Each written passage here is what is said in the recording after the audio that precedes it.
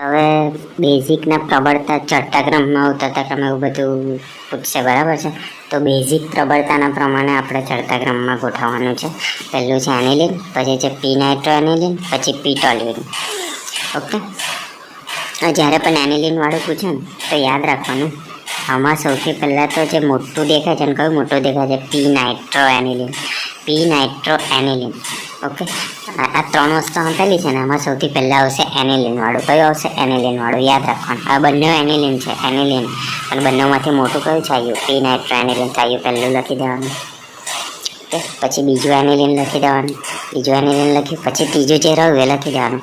Okay, પણ જ્યારે પણ આવું ચડતા ક્રમમાં કેવી રીતના કરીએ ને તો જે પણ નામ લખીએ ને એની વચ્ચે આવું બતાવવાનું, મતલબ કે આયુ મોટું છે ને આયુ નાનું છે, એનો મતલબ એ થાય, બરાબર? ઓકે, હવે ઉત્કલન બિંદુના ચડતા ક્રમમાં કોનું ઉત્કલન બિંદુ વધારે છે? પહેલું છે C2H5OH, પછી છે CS32NH, પછી છે C2H5NH2.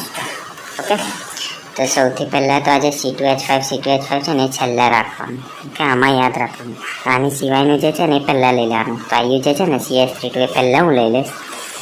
હવે આ બેમાંથી મોટું કયું લાગે છે? NH2 વાળું મોટું લાગે છે. આ બાજુ ખાલી OH છે. ઓકે, તો આયુ હું પહેલાં લખી દઈશ, પછી આયુ જે રહ્યું એ છેલ્લા લખી દઈશ.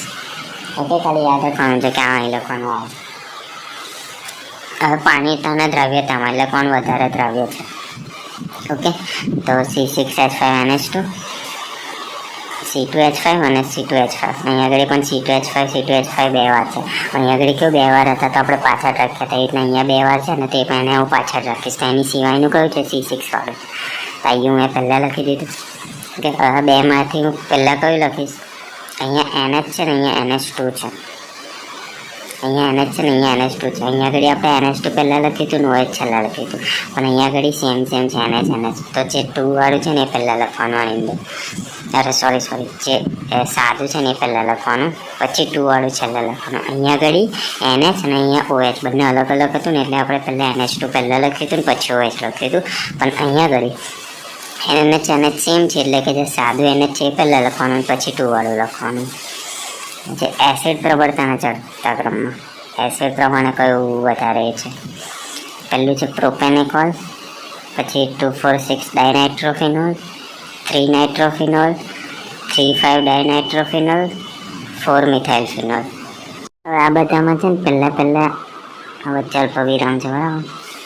તો 1, 2, 3, 4, 5 વસ્તુ છે. આમાં આ બધામાં પહેલાં નંબર છે, પણ આમાં આગળ કંઈ નંબર નહીં એટલે આયુ હું પહેલાં લખી દઈશ. લખી દીધું. ઓકે, હવે આમાં છે પહેલાં 3 છે, 4, 2 અને 3, બરાબર? આમાંથી મોટું કયું? 4 કહેવાય ને તો 4 વાળું હું લખી દીધું. હવે આ 3 રહ્યા. હવે 4 પછી કયું આવશે? 3 કે 2 આવશે. તો મતલબ કે સૌથી મોટું કયું આવે? 3 કે 2 આવે? સૌથી પહેલાં 2, 3 અને 4 વાળું હતું, બરાબર? 2 પછી 2 3 ના હતા ને 4. આમાંથી મોટું કયું? 4. 4 મોટો કહેવાય તો 4 વાળું મેં લખી દીધું. હવે રહ્યા ક્યાં? 2 વાળું ને 3 વાળું. તો મોટું કયું કહેવાય? 3 વાળું કહેવાય ને, તો 3 વાળું લખીશ, પણ 3 વાળા 2 છે. આમાં 3ની પાછળ એક સંખ્યા છે અને આમાં 3 એકલો છે. તો પહેલાં 3 એકલા વાળું લખી દેવાનું, પછી 3ની પાછળ જે સંખ્યા છે એ લખી દેવાનું. પછી રહ્યું ખરું ખાલી 2 વાળું રહ્યું, તો 2 વાળું એકલું લખી દેવાનું, બસ પૂરું. વચ્ચે આવું કર્યા કરવાનું, આવું. ઓકે,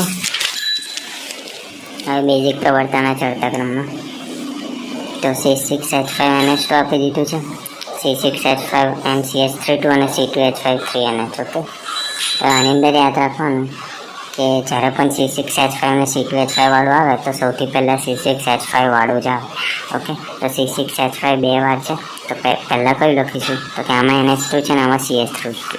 જ્યારે પણ NH2 હોય ને બીજું કોઈ વસ્તુ અલગ હોય ને તો NH2 આપણે પહેલાં લખવાનું. તો પહેલાં આયુ લખી દીધું, પછી આયુ લખી દેવાનું, C6H5 વાળું આયુ.